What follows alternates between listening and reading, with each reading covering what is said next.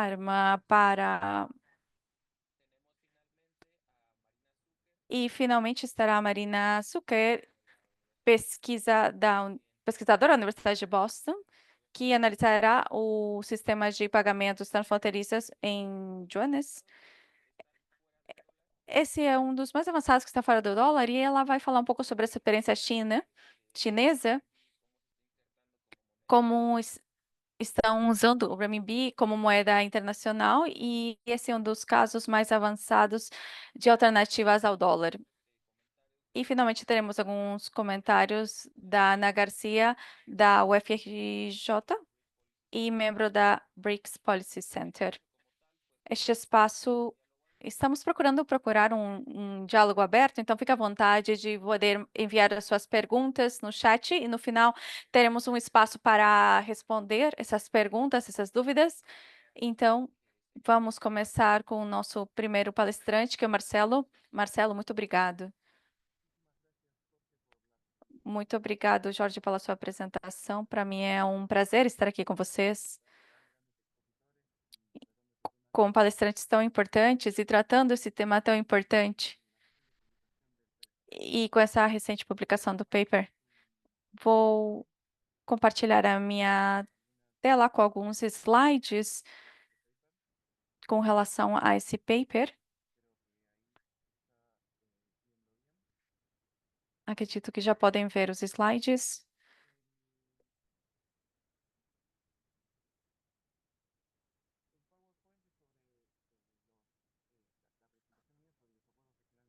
A apresentação é sobre os acordos regionais de pagamentos, especialmente na América Latina. Em primeiro lugar, o que analisamos nesse artigo que vocês terão disponível para poder ter acesso no site de Latindat, a quem eu agradeço muito pela publicação,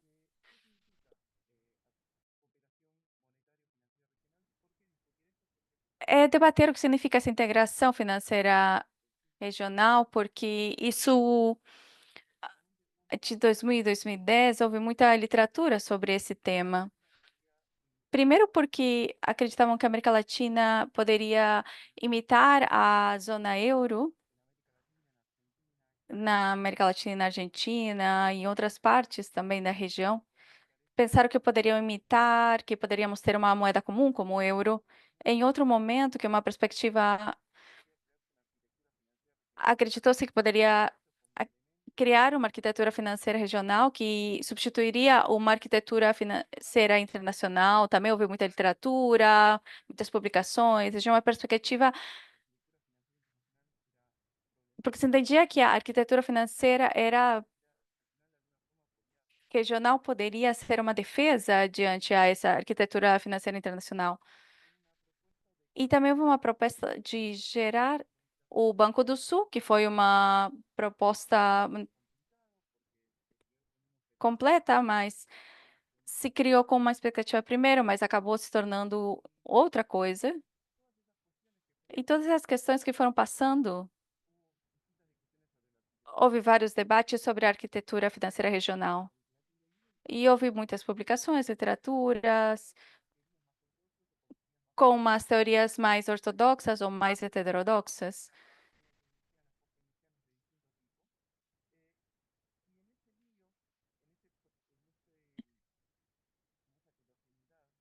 Nessa heterogeneidade de publicações e de acordos do que é a cooperação financeira regional, a gente acabou se perdendo porque falavam de cooperação monetária financeira regional e se mencionavam várias coisas diferentes. Então, acho que esse artigo era importante recuperar um pouco dessas ideias e falar um pouco o que são os acordos de pagamento e separar que não é o mesmo a cooperação financeira monetária como um tudo, algo heterogêneo que tentamos resgatar, mas aqui queríamos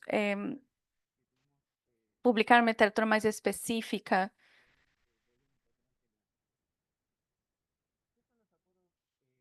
O que são os acordos de pagamentos regionais? Aqui podemos ver um esquema muito simples. Eu tirei essa informação da Sociedade das Nações em 1975, que foi acordado na década de 30 e vemos que pode haver uma transferência de exportação de bens de um país A para um país B e vice-versa, e do país B ao país A, e que não há pagamentos entre países. Há um banco central no país A que funciona como clearing office e um banco central no país B que funciona como clearing office e os importadores pagam moeda local e esse banco vai pagar em moeda local no seu país, aos exportadores no seu país. A dificuldade disso é que entre exportações e importações tem que ter um balanço, e essa é a principal dificuldade daquele momento da década de 30. E ali tivemos o Plano Kennedy depois da Segunda Guerra Mundial e surgiu a multilateralização que ajudou a que não precisasse ter esses balanços exatos.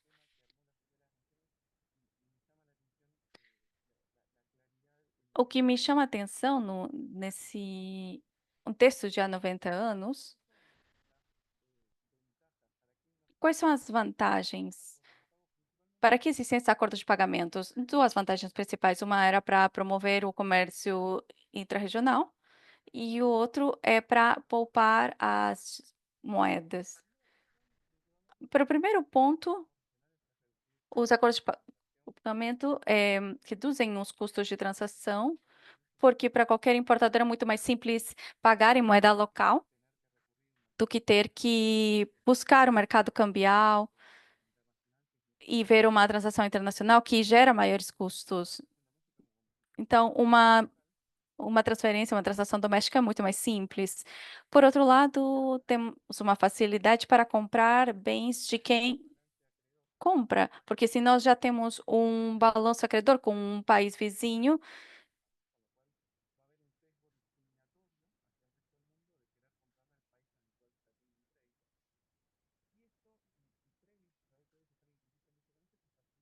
de algo que porque qualquer acordo de comércio regional, de comércio, em geral, o que acontece é que, por um lado, os países tentam esse comércio entre si, e isso significa que existam alguns países com saldo superavitário, outro com deficitário, então o acordo obriga à reciprocidade.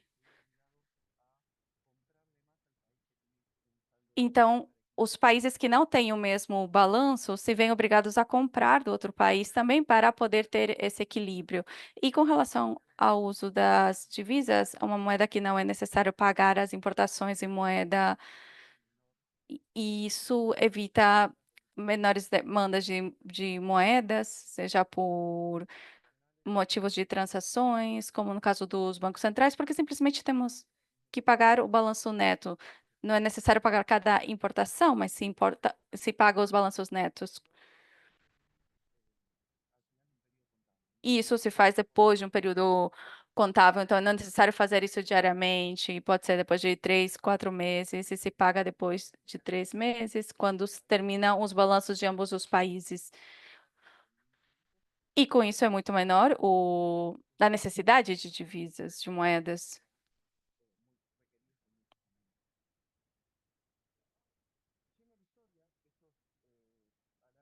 Procurando na história, esses acordos de pagos regionais, temos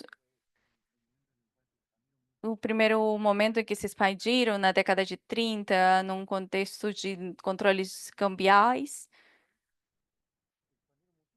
se expandiram muito com os países que tinham um saldo acreedor, e os países que tinham países deudores, que obrigava os países deudores a poder equilibrar.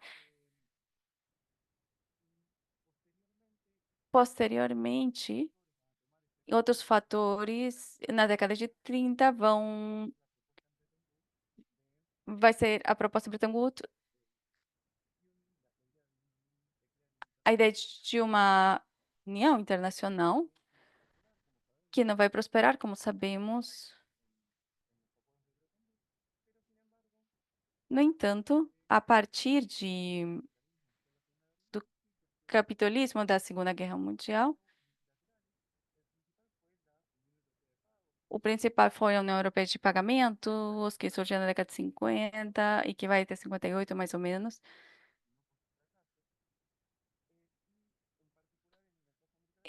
E particularmente no contexto da América Latina, na Associação Latino-Americana de Livre Comércio, vamos ter esses acordos de multilaterais. E esses acordos vão ter bastante sucesso, como vamos ver. E finalmente temos outros acordos criados recentemente que são mais diversos. Então, interessava separar esses âmbitos. O que temos na América Latina? Como eu mencionei, temos o Convênio de Pagamentos e Créditos Recíprocos da ALAC e da Light, que foi criado em 1965. Os sistemas de pagamentos em moedas locais, criados no âmbito do Mercosul, que é bilateral, muito simples, o que é bom, mas ao mesmo tempo é limitado, criado em 2008, e também temos, criado em 2009, o Unificado de Compensação Regional, e que tinha alguns países como Equador e Peru. Quando vemos esses acordos, que seu uso é muito limitado,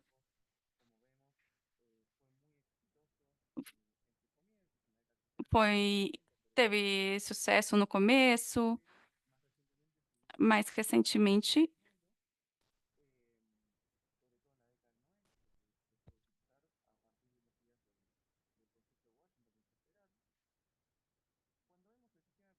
quando vemos os sistemas de pagamentos em moedas locais, e podemos falar mesmo com o Sucre, o que aconteceu foi uma simetria muito forte.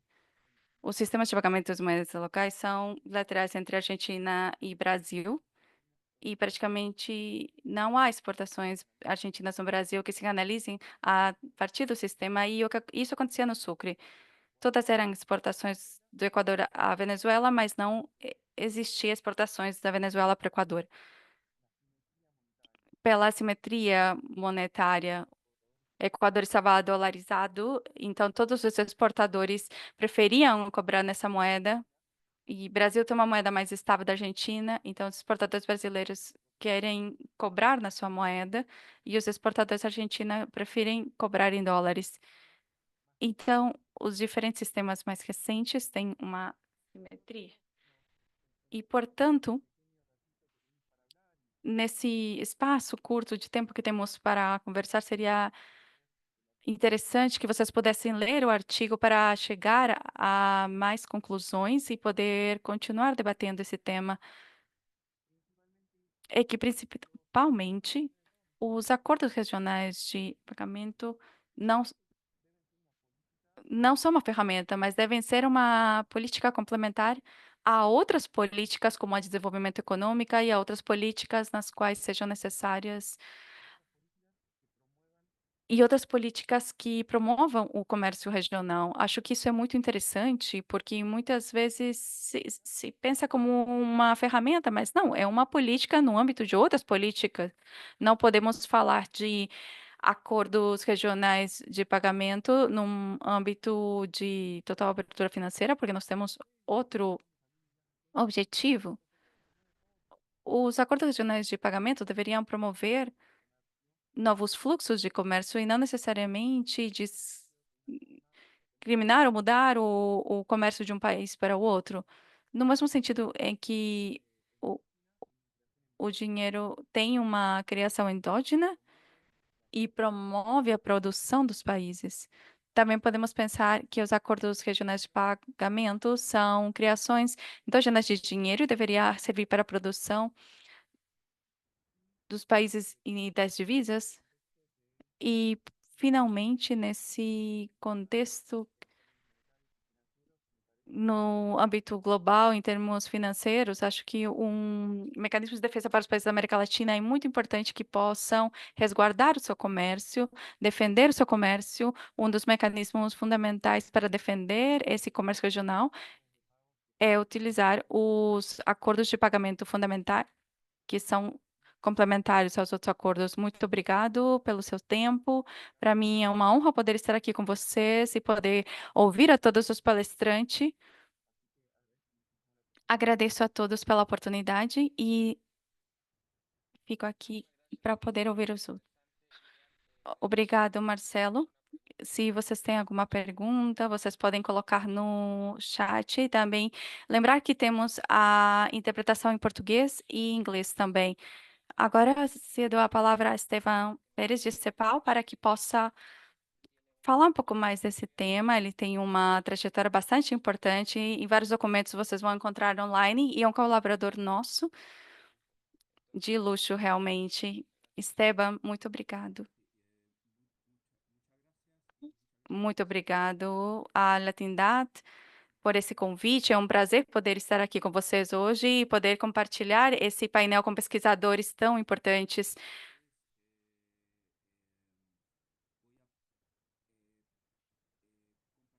Vou compartilhar a minha apresentação.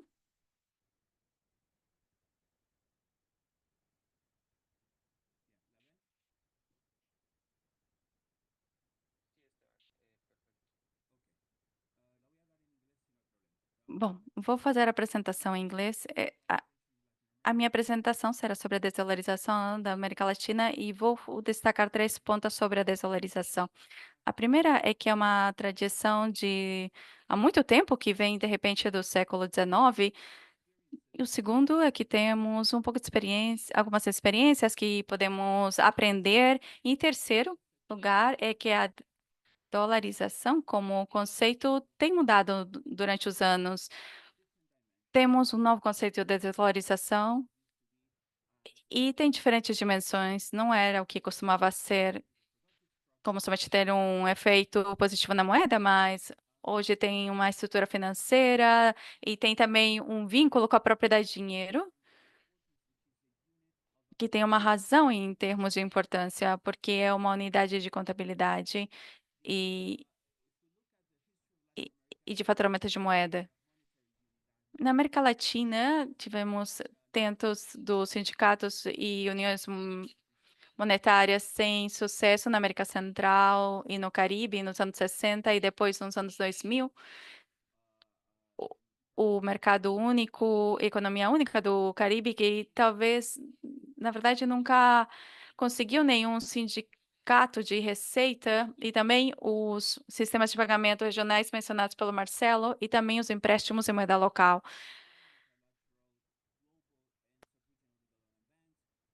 Atualmente são um empréstimo por bancos multilaterais. E também temos o desenvolvimento de mercado de bônus e deuda soberana, que é algo que tem se incentivado para evitar a fórmula regional. Esses são alguns valores que vão complementar as cifras mostradas pelo Marcelo da LAD e do acordo da moeda local entre o Brasil e a Argentina. Esses são canais de operação comercial por Sucre que foram reduzindo durante o tempo. Nunca foram muito importantes e foram baseados basicamente na Venezuela,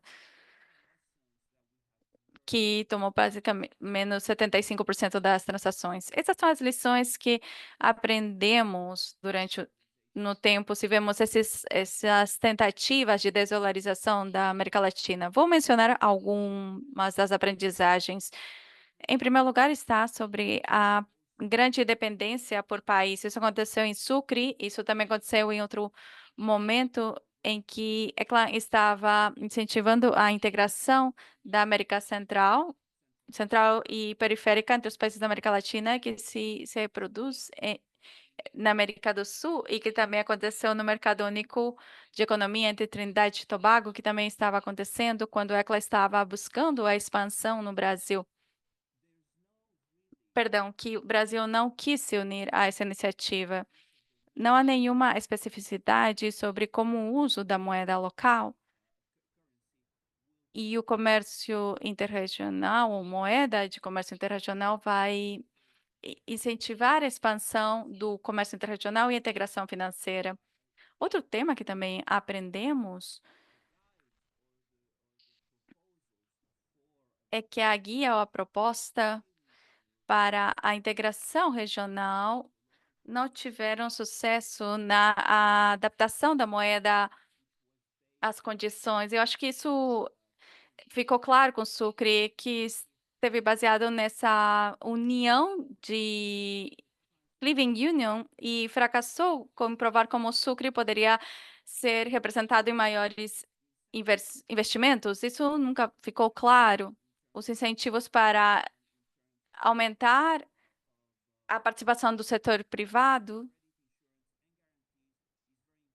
e também os seguros de crédito de garantias também são muito importantes e não está explícito.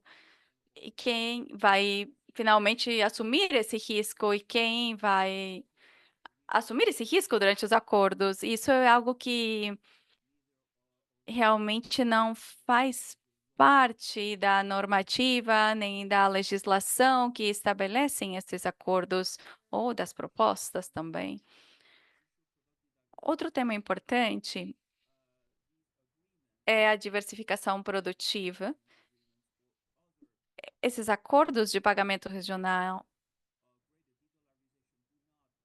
ou outras instâncias de desvalorização não têm algum tipo de diversificação produtiva anexa que vá junto, então vai ser difícil incrementar o comércio recíproco e intrarregional e aprofundar a integração financeira. E gostaria de concluir falando sobre a moeda, sobre a repatriação de lucros, que é um tema que tem aparecido, sendo que o relevante é quem é o dono dos bônus na moeda local, porque como investidor estrangeiro, dizem que a repatriação é feita em dólares, mas estamos então na mesma situação que antes. Então, finalmente, gostaria de fazer alguns comentários sobre o que nos referimos quando falamos de dolarização.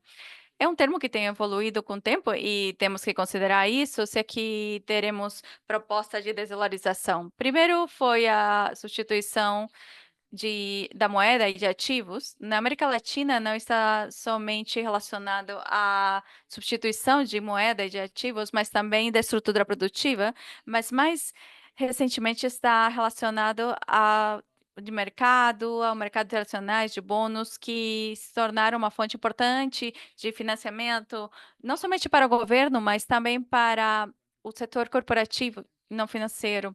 Aqui temos depósitos de dolarização da América Latina e do Caribe, o mínimo e o máximo, e vocês vão ver que a dolarização é prevalente nesse sentido em vários países da região. Aqui temos um gráfico que destaca o tema da estrutura produtiva e mostra a taxa de crescimento do PIB e dos ingressos à disposição na América Latina e no Caribe. E a diferença é que o PIB não considera os termos do comércio, nem as remessas, que são considerados pelo comércio internacional. Aqui queremos destacar Honduras, em que a taxa de contração durante o Covid foi quase 10%, mas se vocês veem o o ingresso bruto nacional, a remessas foram quase a metade e tem um papel muito importante na economia. Então, finalmente dizemos que promovem o consumo produtivo, mas a verdade é que tem um papel muito importante em termos de incentivar o ciclo comercial financeiro e também em termos de finanças. São uma fonte importante de finanças para a banca comercial e também de reservas, e permitem que o Banco Central mantenha a taxa de câmbio nominal a um determinado nível. Isso é um benefício, então, se queremos falar de desvalorização, o que estamos oferecendo no lugar de benefícios, tais como remessas, que de fato refletem uma estrutura produtiva em países que exportam mão de obra em lugar de commodities. Finalmente, gostaria de falar sobre a união de conta e a dívida no nos mercados capitais tem se tornado generalizada.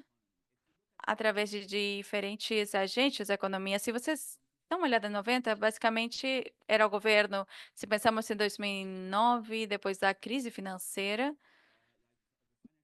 todos os diferentes agentes, como a corporação financeira, os bancos financeira, especialmente a corporação financeira, tem aumentado seus holdings de dólares, aumentaram a dívida nos mercados internacionais de capital e as corporações não financeiras são os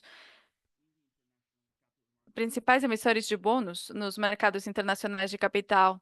Isso tem uma implicância no investimento que vou mostrar para vocês. O primeiro efeito que tem com relação à unidade de conta é a relação que existe entre o índice de mercados de bônus emergentes e a taxa de câmbio, intercâmbio nominal. Isso vemos na Argentina, Brasil, Chile, México, Colômbia, Peru. E ali embaixo vocês podem ver os coeficientes simples de correlação que tendem a incrementar depois da crise financeira global, de modo que a unidade de conta e a propriedade têm um importante impacto no risco do governo. E o risco de governo tem um impacto sobre o risco de o setor de corporações não financeiras. Na estrutura financeira, perdão, na estrutura produtiva aqui, a unidade de conta aqui, vemos vemos as empresas que emitem bônus de capital em dólares. Isso mostra um serviço de mais ou menos 300 assinaturas que eu publiquei com um colega. Se vocês veem o número de empresas que emitem o ônus, as que não emitem são 85, mas se vocês veem os ativos totais, investimento compartilhado em propriedade de equipamento tem basicamente o total de suas variáveis financeiras, de modo que é importante, porque a unidade de conta, se muda qualquer unidade de se a unidade de conta muda, tem um impacto direto sobre as empresas e nos setores líderes na América Latina. E, finalmente, gostaria de concluir com este gráfico que mostra a rentabilidade das firmas que emitem bônus nos mercados capitais da América Latina versus aquelas que não. A linha laranja ou vermelha são as firmas que emitem bônus e azul são as que não emitem bônus para agricultura, construção, mineração, transporte. E podem ver, as que emitem bônus têm uma rentabilidade maior daquelas que não emitem bônus. A questão é que essa rentabilidade não representa investimentos depois. E algumas vezes tem relação com investimento financeiro. Então, se vemos a dolarização dessa forma e se planejamos incluir medidas de desdolarização, o que estamos oferecendo? Os setores produtivos, o que estamos oferecendo aos países que recebem remessas e essas remessas se tornam uma fonte de incentivo ao ciclo financeiro que o mercado de bônus e se vira um tema de rentabilidade para as empresas que têm as principais atividades econômicas e de investimento. Então, são perguntas-chave que temos que considerar se queremos abordar e analisar esse problema de forma profunda. Muito obrigada. Obrigado, Esteban, pela sua apresentação. Eu gostaria de apresentar Artem Levenkov, que vai compartilhar conosco a experiência russa e o mecanismo que foi desenvolvido como alternativa ao dólar. Muito obrigado. É um prazer estar aqui com vocês. Vou compartilhar a minha apresentação. Um momento, por favor. Conseguem ver a apresentação? Ainda não, mas está carregando.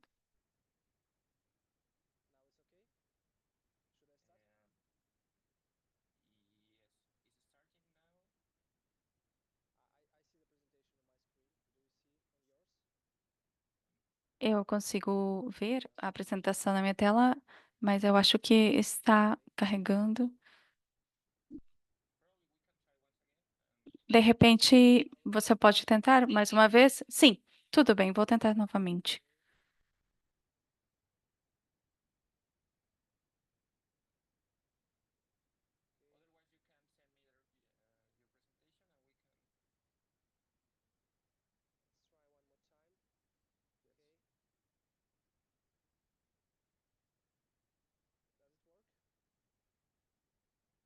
Funciona agora? Não, ainda não. Se você quiser, eu posso mandar a apresentação e compartilhamos a sua tela. Jorge, um momento, por favor. Acabei de mandar.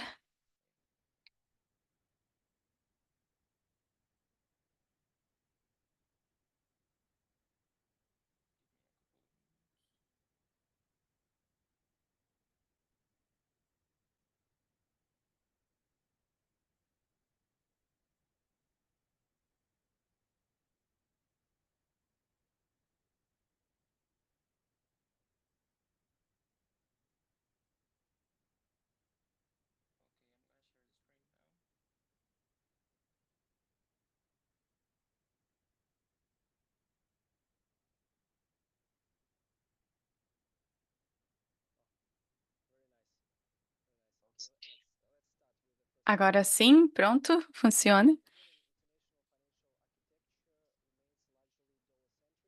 Bom, a arquitetura financeira internacional moderna ainda é dollar-cêntrica. Falamos que o dólar dos Estados Unidos representa 57% das reservas de intercâmbio globais e a maioria do intercâmbio de commodities e também de muitas operações de swap bilaterais, que são de grande forma.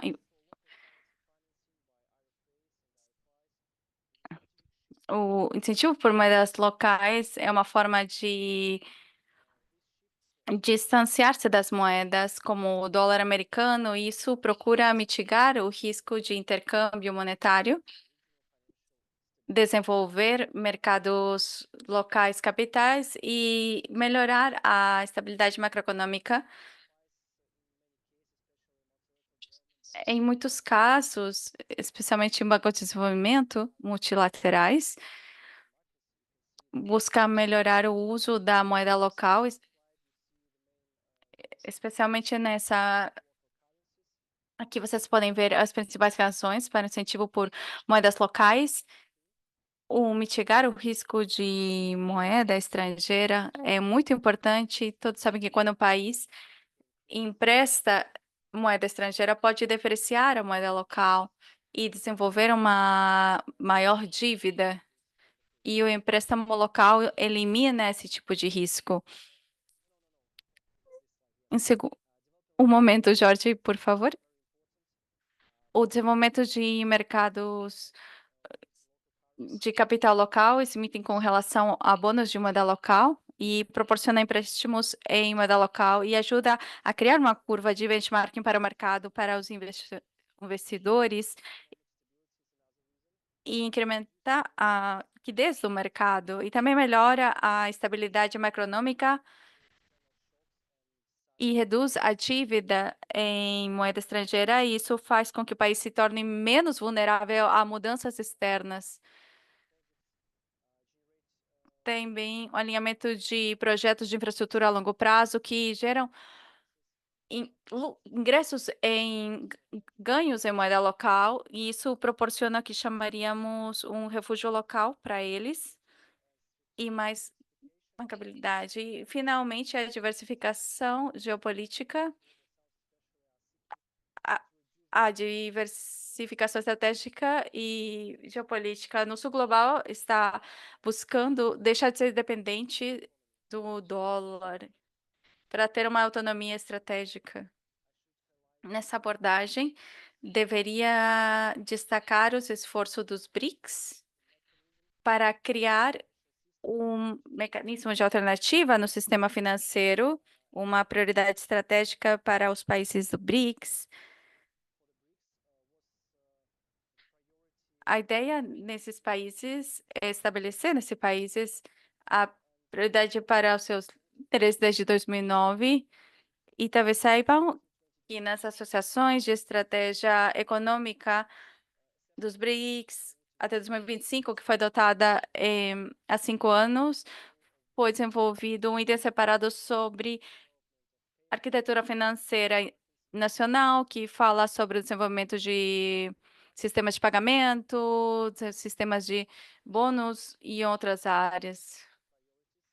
De 2023 a 2025 se tornou uma prioridade o tema da desdolarização dos pagamentos. Em 2024 teve um relatório especial quando a presidência russa dos BRICS falou sobre algumas possíveis formas de formar os sistemas financeiros internacionais e também sobre os pagamentos transfronteiriços que têm as preferências dos membros do grupo com relação aos acordos internacionais. Também deveria dizer que em 2024, durante o G20 no Brasil, alguns colegas junto comigo estabelecemos um mapa de desenvolvimento para esse empréstimo em moeda local e podem ver esse plano de ação e deveria animar os acionistas para objetivos específicos com relação aos empréstimos à moeda local. Agora, como fazê-lo? É a pergunta principal para os MDBs e para outras instituições financeiras, e o principal é mudar os modelos comerciais para mais empréstimos em moeda local e podem aumentar a liquidez dos mercados locais de capital e também ter um efeito na sustentabilidade de dívida soberana e também como usar essas práticas. Temos um exemplo de um banco de desenvolvimento que tem um objetivo específico na estratégia para este período de 2022, 2026, especificamente o valor para os empréstimos de moeda local, que faz parte das estratégias dos bancos de desenvolvimento multilaterais. Além desses empréstimos em moeda nacional, vemos os desafios e limitações para essa parte. Sabemos que os países de desenvolvimento buscam mercados locais de capital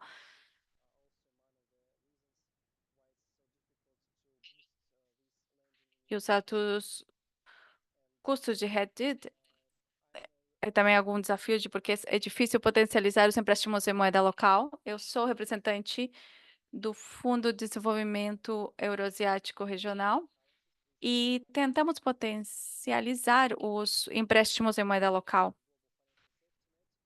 Os acordos de financiamento regional, temos vários RFAs. Se esses funcionam na região euroasiática, eu diria que em 2024 temos documentos, fizemos algumas mudanças e podemos oferecer financiamento em moeda local. Isso é muito importante para nossos membros, porque são países da Ásia Central e tem muitos vínculos com vários países como Cazaquistão e Rússia, e esses países estão muito interessados em receber financiamento da nossa instituição, não somente em dólares americanos, mas também em moeda russa. Então, os empréstimos em moeda local são muito importantes. Também vemos que o CMM no sul da Ásia não tem nenhum programa ativo de empréstimos, mas estão avançando, já atualizaram suas diretrizes operativas e podem atualizar suas moedas locais para os seus acordos no futuro. Isso é importante, que essas diretrizes atualizadas entrarão em vigência em 2023. Essas São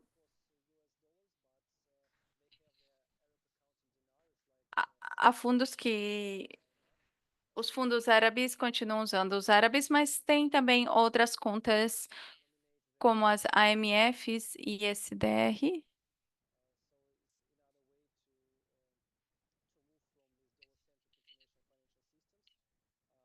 É outra forma de se distanciar dos sistemas dólar-cêntrico financeiros internacionais. Temos esse DRA que opera em dólares, mas faz vários esforços para se distanciar desse sistema centrado no dólar e fazer negociações entre os países para ter a possibilidade de que no BRICS se use outras moedas além do dólar. Alguns dados na região da Euroásia, vemos a importância de financiar com moedas locais e distanciar-nos desses financiamentos de dolarização. Aqui temos alguns projetos, vemos um projeto específico de SCD, de monitoramento do financiamento da região, e vemos a tendência de incrementar o financiamento em moeda nacional. Vemos um crescimento de 0,8 mil milhões a 1,2 mil milhões, trilhões, desculpem.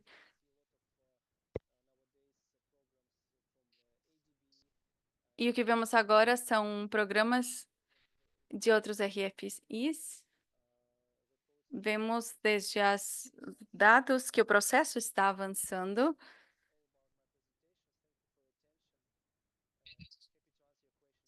Isso era o que eu queria compartilhar com vocês, e qualquer pergunta que vocês tiverem, eu posso responder no final. Podem ficar à vontade. Obrigado. Foi uma grande apresentação a respeito da experiência Rússia. Esse é o mecanismo que já temos. E, finalmente, quem falará vai ser a Marina Zucker. Ela falará sobre a internalização do renminbi e o sistema de pagamentos transfronteiriços. Obrigada.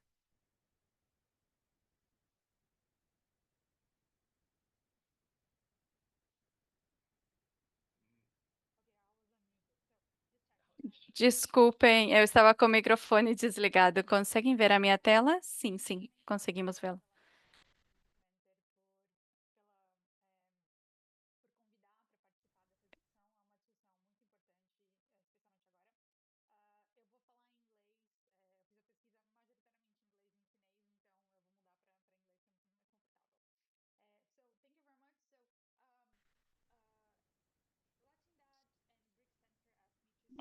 Latindad e Brick Center me pediram que falasse especialmente sobre os CIPS, que são sistemas de pagamentos que tem na China, que desenvolveram nos últimos anos.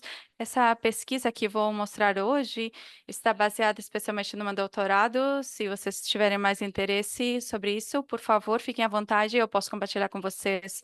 Fizemos algum pouco de trabalho em economia política, intercâmbio de moeda estrangeira nesses mercados, e hoje vamos focar nesse artigo sobre a infraestrutura de pagamentos. Tivesse um minuto para resumir qual que é o argumento principal dessa publicação. Primeiro, sabemos que a condição monetária internacional há uma grande dependência, porque são economias de escala e se usa mais o dólar no intercâmbio monetário internacional. Tem taxas mais baixas de juros, então, e também aprendemos, por exemplo, o inglês, porque sabemos que a maioria das pessoas falam inglês. Então, dadas as características, há muitas barreiras para os novos agentes que querem incentivar a internacionalização das suas moedas locais. Então, o argumento de monopolização é que, para os novos atores, estamos dando essas forças de mercado. O papel dos bancos centrais tem um papel muito importante no processo de internacionalização, especialmente reduzindo as barreiras que vemos no mercado. E uma barreira importante é o papel da infraestrutura de pagamento transfronteiriça, porque reduz o que chamamos de fricção de pagamento. E essa abordagem é bastante diferente do que está na literatura atual, porque sabemos que a literatura atual nos diz que se usa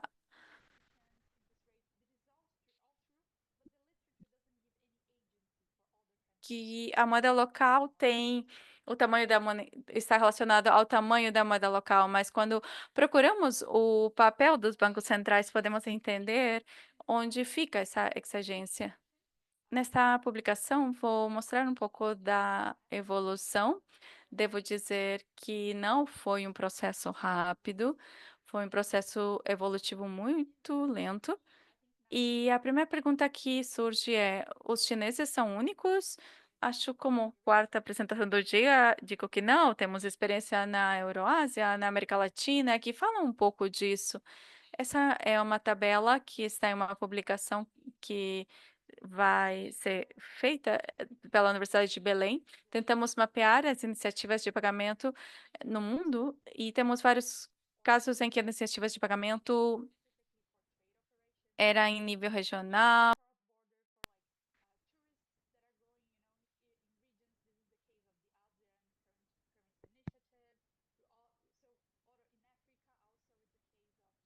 E outras em África também caso comercial.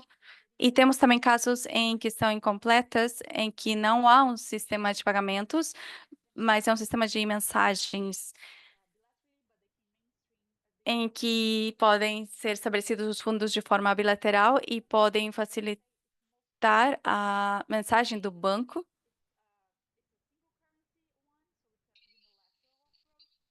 E The Clearing House, acho que é o mais completo de moeda única. É o caso da China, é bastante completo, não somente pelo banco, mas pelo clearing house com um alcance internacional. Então, onde está a internacionalização? Vemos que há uma pesquisa cada 3 anos de Forex, aumentamos a participação de 7 a 8,5%, é a quinta mais usada, muito usada no mundo, e é a única moeda de um país em desenvolvimento no top 10. Sabemos que isso é uma pesquisa do meu doutorado, e sabemos que a moeda está muito focada no papel dessa moeda no intercâmbio.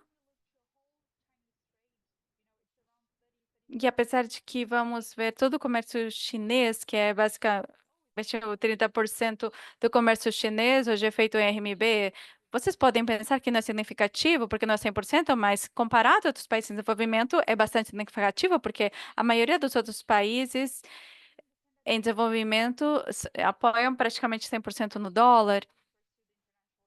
É importante a internacionalização gestionada, tentam manter a gestão de contas de capital, que é algo único. E com relação à infraestrutura de pagamentos, o que vemos na estratégia do Banco Central são três processos principais para aumentar esses canais de pagamento. Primeiro, é o aumento da correspondência de contas. Então, os bancos comerciais têm contas em MRBDs em outros bancos.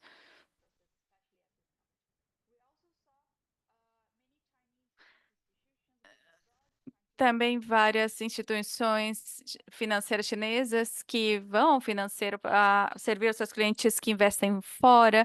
Isso também é mais um canal para o uso da RMB com relação aos pagamentos. E também vimos a criação do sistema de pagamentos.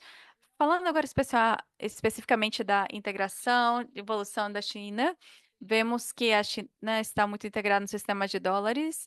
Quando vemos o sistema americano está em dólares, o sistema de pagamento transfronteiriço que alcança os dólares é os chips, e temos 5 bancos chineses que são participantes dos chips e outros são de maneira indireta. Isso facilita que a China faça parte do sistema de dólares, mas o sistema de RMB começou a ter essa importância em 2009 com um programa piloto iniciado pelo PBOC e outros reguladores e estava focado em dois modelos, principalmente no princípio. Era a bancarização correspondente, o que chamamos do modelo de agente doméstico, e o modelo de banco de clearing. Aqui vemos onde o banco tem acesso ao banco de clearing na China. É como os chineses desenvolveram esse sistema de pagamentos. Os bancos estrangeiros poderiam ter acesso a esse clearing house na China via um banco de correspondência na China, em Xangai, em Beijing. Ou o outro era ter acesso por Hong Kong, e devido ao papel de Hong Kong como um centro financeiro muito importante na Ásia, este segundo modelo cresceu. Então, muitos pagamentos passavam por Hong Kong, mais ou menos 70% naquele momento. Também é importante entender que houve uma restrição no começo do uso das contas de RMB. Quando isso começou, eram somente 365 empresas que foram aprovadas para fazê-lo, e logo, com o passar do tempo, isso foi se expandindo. No começo, eram somente 20 províncias que podiam fazer esses pagamentos em RMB, e com o passar do tempo, aumentaram para exportadores, mais empresas, aumentaram o número de operações e começaram a incluir FDI, e vimos com o passar do tempo que o número dessas relações correspondentes foi crescendo de forma orgânica. Como mencionei, o segundo foi com a participações de bancos no estrangeiro. Também houve um aumento no número de bancos de clearing offshore com o passar do tempo, especialmente os chineses colocaram os seus bancos ali, e depois, com o passar do tempo, também surgiram outros desafios.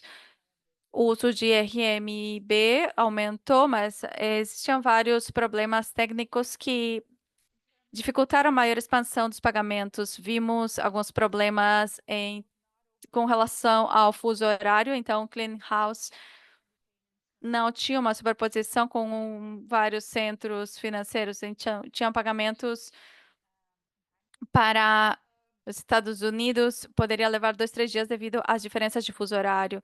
Agora, outro problema com os códigos chineses que não se coincidiam com o uso do dólar, então também teve muitos problemas no início, mas, mas depois foi resolvido. O PBO criou o CIPS e também houve um aumento. Então, no começo isso era comercial, depois se expandiu para mensagem financeiras. Os tips tinham uma mensagem padronizada de inglês e chinês, e isso fazia com que os CIPs pudessem ser convertidos em código SWIFT, que é o sistema-chave nos bancos internacionais. E também o faz independente, porque isso tem uma implicância política muito importante. E também estenderam as horas de operação dos CIPs, e também isso permitiu que pudesse se sobrepor com todos os centros financeiros importantes e acelerar os pagamentos. Esses são alguns dados que mostram o número de participantes e o volume comercial dos CIPs, como isso tem crescido nos últimos anos, especialmente. E para concluir, isso aqui é importante. Os CIPs tiveram um aumento rápido, mas também é importante não sobrepassar, pesar a importância dos CIPs comparado aos chips,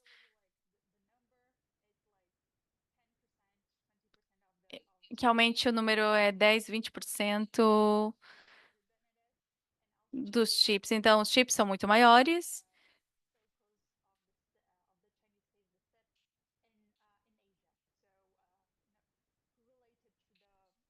E também o caso dos FEPs na Ásia,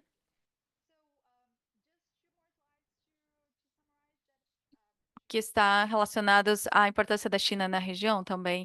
Eu queria só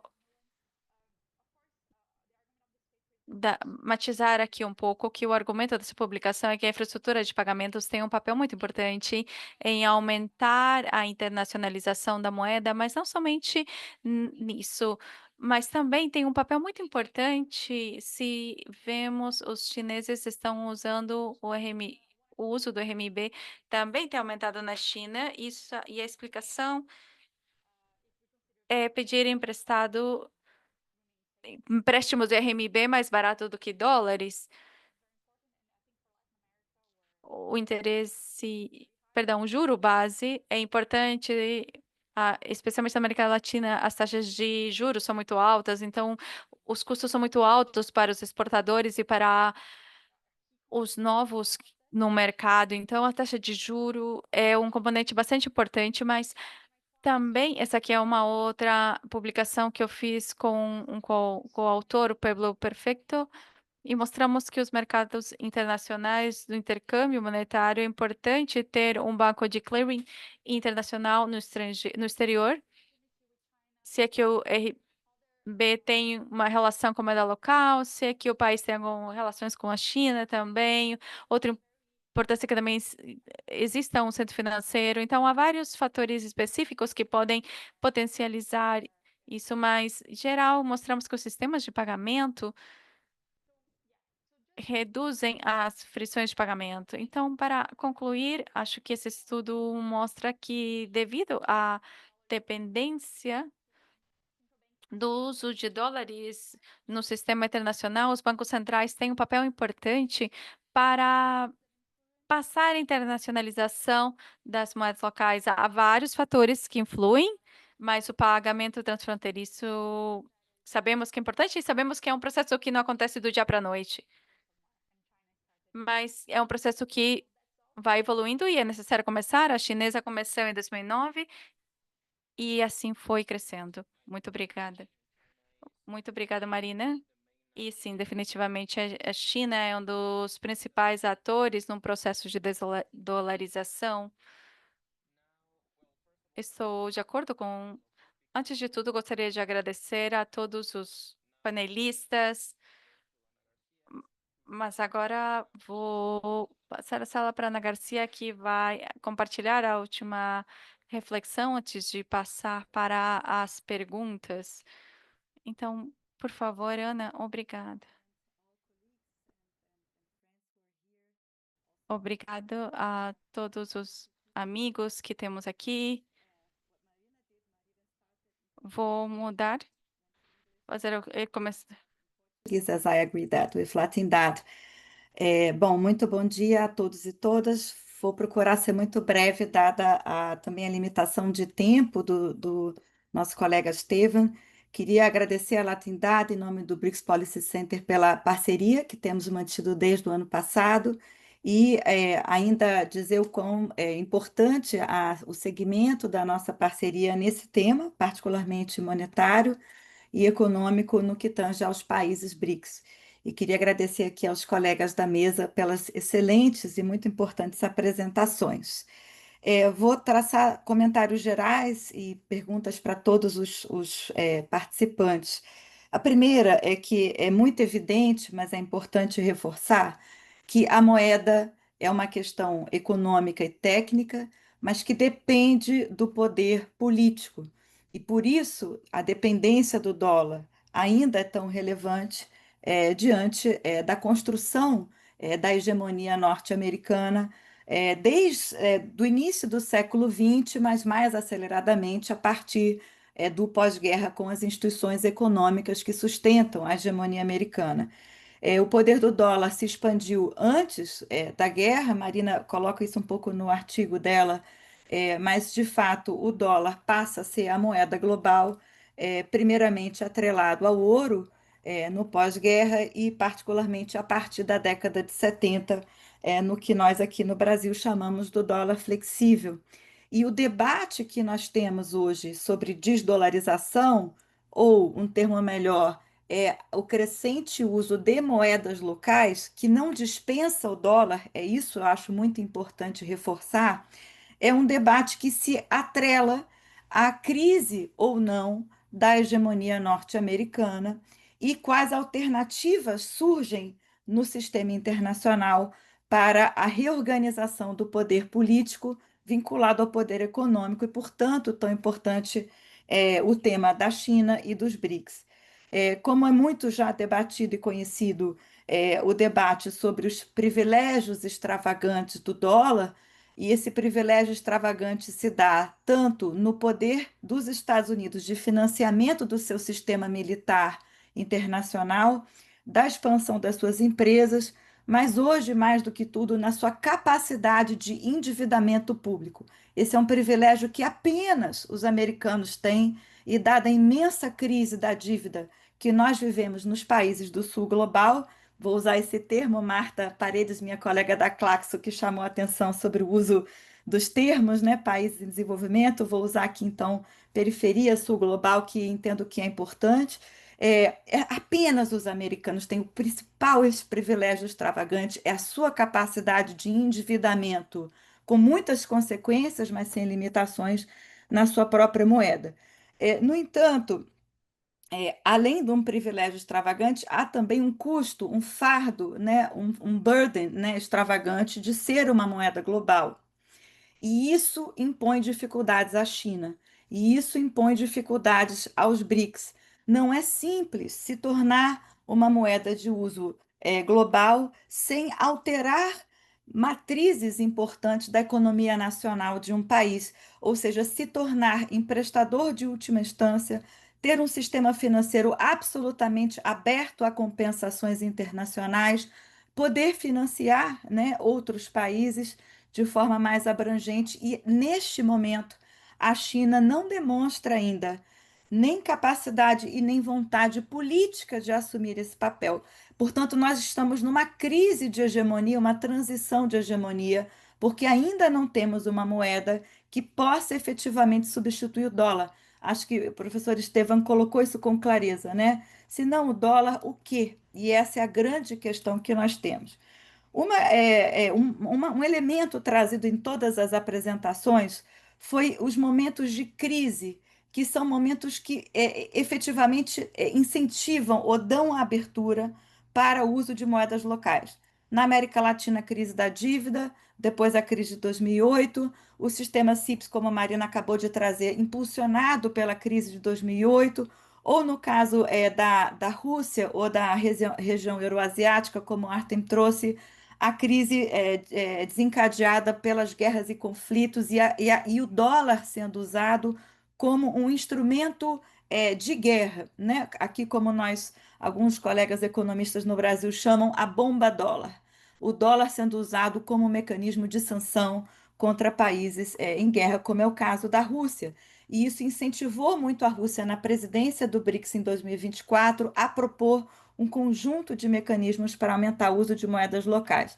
Então, queria que os colegas pudessem comentar esse elemento, a disparidade entre o elemento político e o elemento técnico, a vontade política de desdolarizar impulsiona, porém, há um conjunto de limitações e dificuldades técnicas relevantes. Acho que os bancos centrais são peças-chave nisso, e por isso muito mais conservadores. Nós vivemos isso no âmbito dos BRICS, e acho que Marina fez uma excelente pesquisa com relação ao papel do Banco Central da China, mas que em momentos de crise, mesmo com as dificuldades técnicas, esses atores veem oportunidades de aumentar o uso de moedas locais.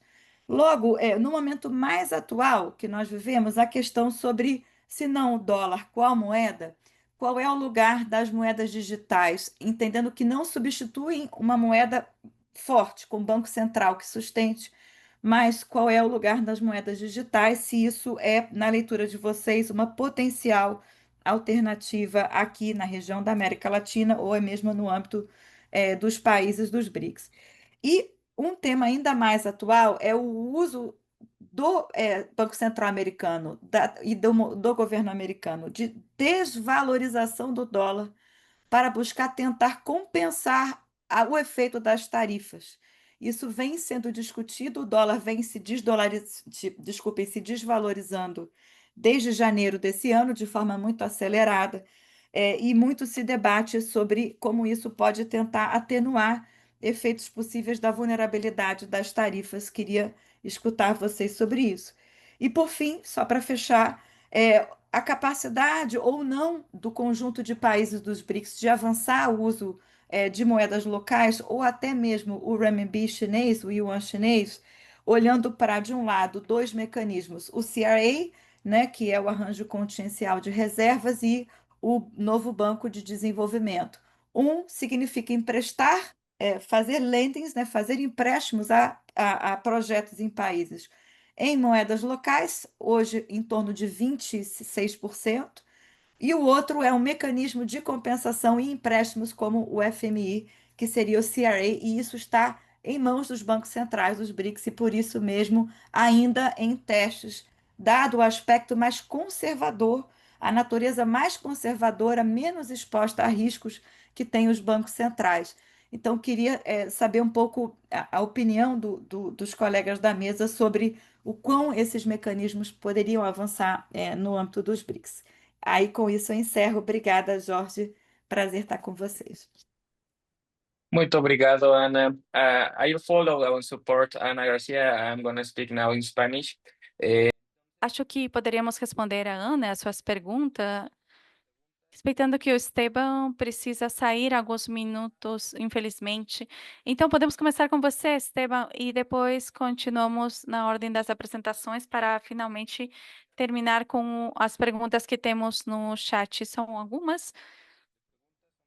Então, Esteban, podemos começar com você. Obrigado.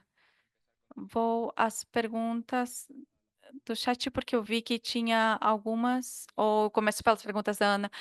Como fica à vontade, Esteban.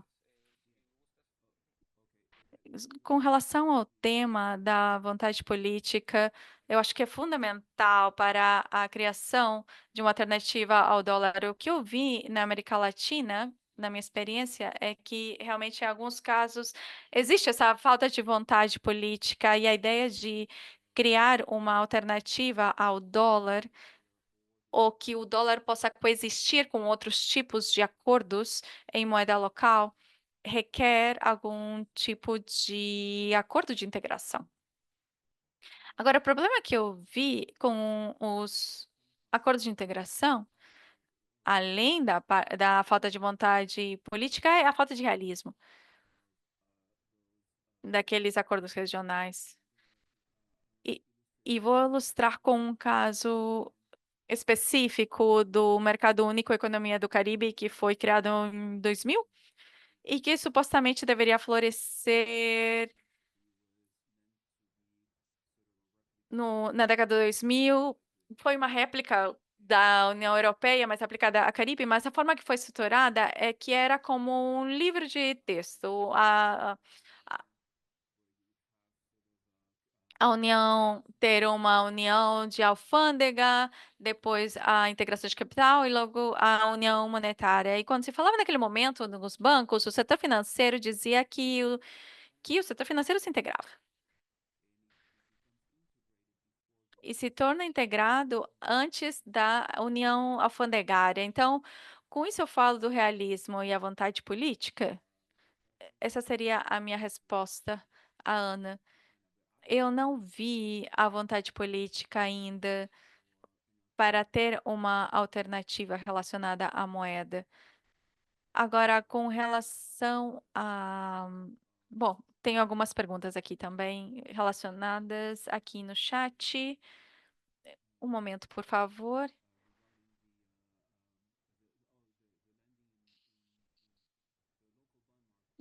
Essa é uma pergunta relacionada ao mercado de bônus locais. Se a presença de investidores estrangeiros no mercado de bônus locais representa uma grande participação de investidores nos mercados locais e os investidores estrangeiros têm uma moeda que provavelmente seja o dólar, haverá uma fuga de capitais. Essas saídas de capital têm um efeito sobre a taxa de intercâmbio nominal, que tem um efeito sobre o risco soberano. O risco soberano tem um efeito sobre o setor cooperativo não financeiro. E, além disso, já que muitas das firmas no mundo de desenvolvimento ope- operam em um bicho monetário, haverá um desequilíbrio de pagamentos, isso pode limitar vários investimentos em diferentes canais, então pode ser que todos esses canais estejam tentando desenvolver o mercado local e acham que desenvolvendo o mercado local vão evitar esses canais, mas, por exemplo, na pandemia, quando todo mundo estava felizes porque tínhamos uma taxa de juros baixa e grandes taxas de madurez, não consideraram o risco de madurez. E quando tem desvalorizações com altas taxas de risco de madurez, o impacto sobre as taxas de intercâmbio e a economia local podem ser bastante importantes. Obrigado. Obrigado, Esteban. Agora podemos passar com o Marcelo. Primeiro responder à pergunta de Ana e temos algumas perguntas no chat também, Marcelo. Posso te ajudar a encontrá-las ou se não eu faço as perguntas diretamente? A primeira é como impactam as assimetrias econômicas entre os países no fracasso desses dos balanços de acordos. E a segunda é como se trata um acordo regional de pagamento em moeda local de um país que está permanentemente em desvalorização. Marcelo? Acho que o Marcelo está com problemas de conexão. Enquanto isso, podemos, enquanto o Marcelo volta a se conectar, podemos começar talvez com a Marina, porque lamentavelmente não temos muito tempo.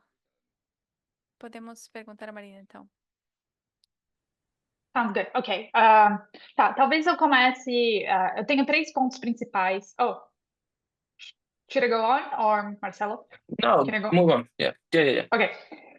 Eu tenho três pontos principais. Eu acho que a Ana tocou em aspectos muito importantes. Então, assim, a primeira questão é como a gente sai do. Primeiro, que a gente tem que ter um political willness, né?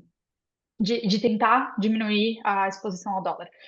A partir daí, quais são as soluções técnicas? Eu acho que tem um salto que nem sempre é óbvio e muitas vezes passa para a gente pensar em questões microeconômicas. Então, no final das contas, no final do dia, a gente pode querer muito reduzir a exposição ao dólar, mas quem vai decidir usar o dólar ou não são companhias, são bancos. Quais são as reduções de custos de transações que a gente pode pensar que vai estimular eles a usar moeda local. Então, coisas que eu ouvi muito durante entrevistas na China durante meu doutorado era empresas ou bancos que falavam assim, antes eu usava o dólar e eu gastava muito fazendo operação de hedge, e para mim era muito custo.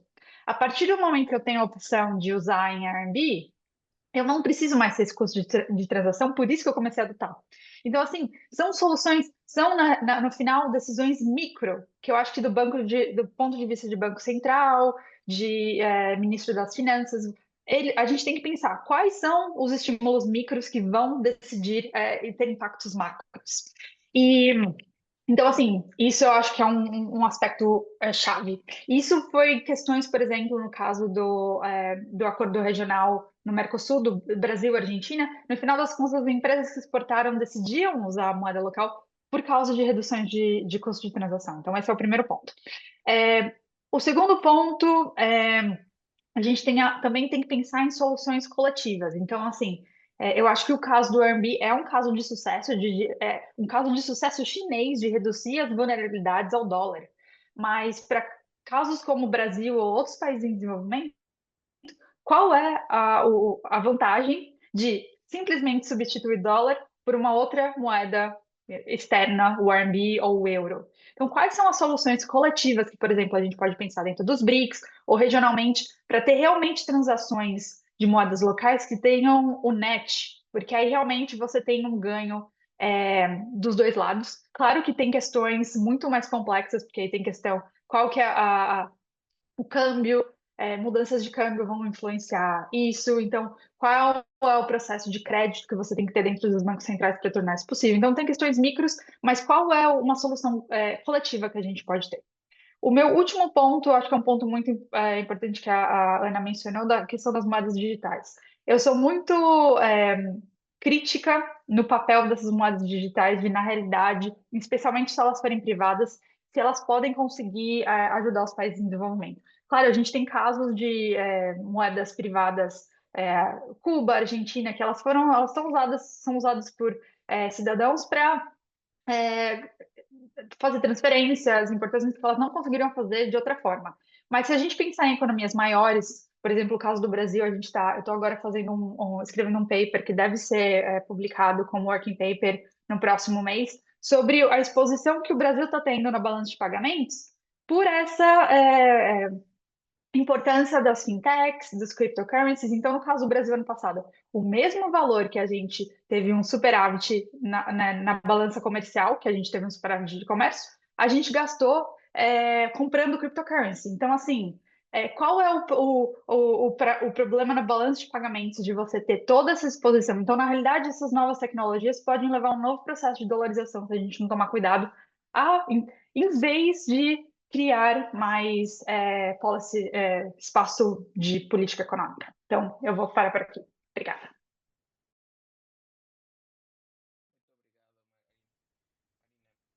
Agora podemos concluir com o Marcelo, que conseguiu conectar de novo para responder as perguntas da Ana e as perguntas que temos no chat.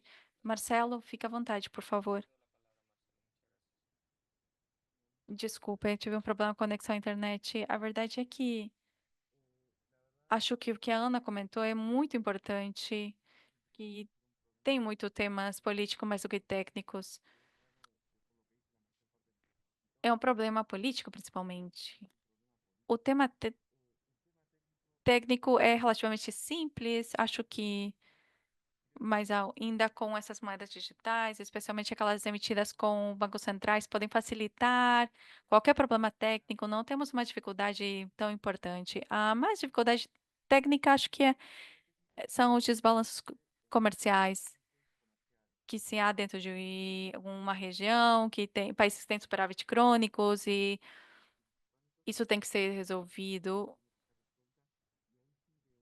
porque estamos falando de um problema produzido, de um problema relacionado perdão, a uma infraestrutura produtiva de cada país. Então, primeiro termo, acho que esse é o motivo pelo qual os acordos de pagamentos, o principal motivo é a falta de entusiasmo político, mais do que os discursos. Não vemos fatos concretos relacionados a essa vontade.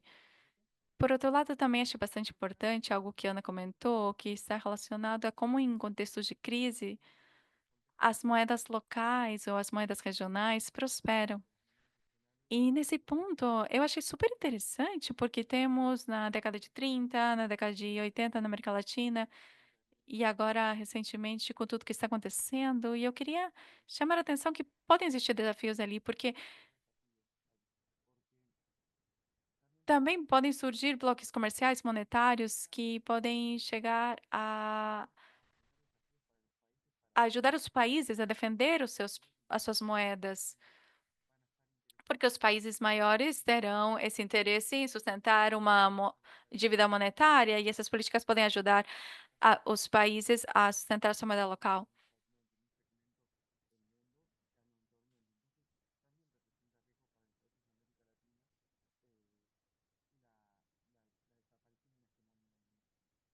Por outro lado, como último comentário, acho importante marcar que na teoria monetária, que é uma das primeiras que aprendemos,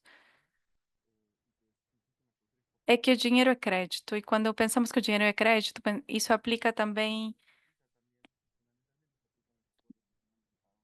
porque na medida que se emite dinheiro para fazer pagos internacionais, também estamos se dando um empréstimo. Naturalmente, Não é que seja uma coisa acordada de antemão, mas endogenamente está sendo criado créditos e, portanto, isso faz com que o sistema econômico funcione.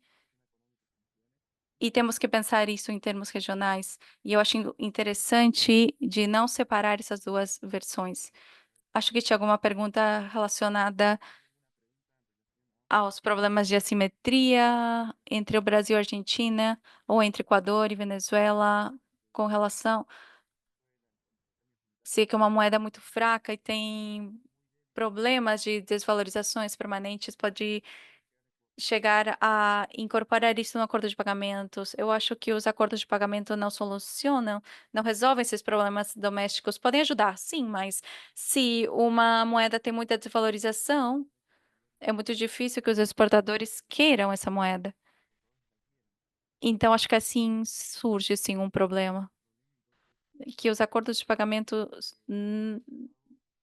não são uma ferramenta, mas são uma política dentro de outras políticas que estão relacionadas à integração regional, acordos comerciais e que tem a ver com desenvolvimento econômico. Então, portanto, espero ter respondido as perguntas do chat e as que foram apresentadas. Muito obrigado, Marcelo, Marina, Ana. Finalmente temos 5 minutos. Temos mais uma pergunta no chat. Acho que a Marina pode responder. É uma pergunta da Mônica. Não sei, Marina, se você consegue ver a pergunta no chat.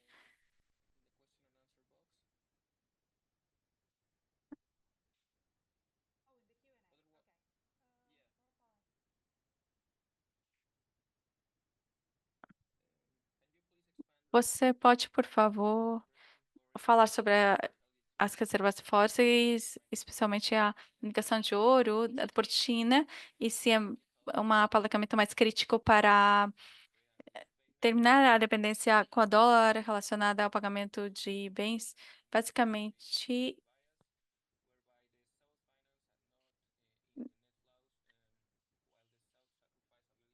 onde as finanças do sul e do norte, e os fluxos netos, enquanto os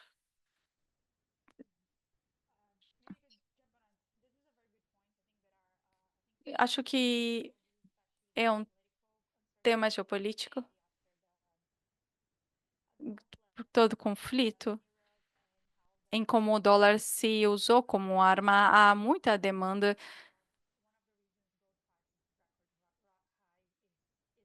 em termos de incertezas. A meta é ter ativos seguros, né? Sabemos que em casos do RMB é bastante baixo, usavam acho que 2%. Acho que vamos ter um problema de distribuição com qualquer moeda estrangeira, se que as reservas estão em moeda estrangeira, algo que propomos é pensar a respeito de reservas multimoeda. Isso saiu, acho que em 2010, no relatório Stiglitz, foi um trabalho das Nações Unidas em que destacou a possibilidade de ter reservas multimoedas. Recentemente, a gente publicou um artigo sobre bônus que sugere que as reservas passivas poderiam ser de uma moeda compartilhada. São soluções plausíveis que podem ser compartilhadas, mas eu estou de acordo.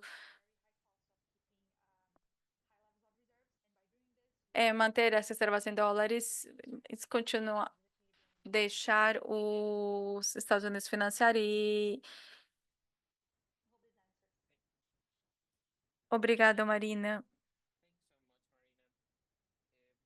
Quero agradecer a todos os palestrantes. Obrigado, Ana. Com isso, concluímos o webinar de hoje. Esteban, muito obrigado. Você ficou até o final. Convidamos a todos a ler o documento que acabou de ser publicado por Marcelo, está no web. Também compartilhamos no chat em inglês e em espanhol e continuamos em contato para futuros temas. Muito obrigado a todos.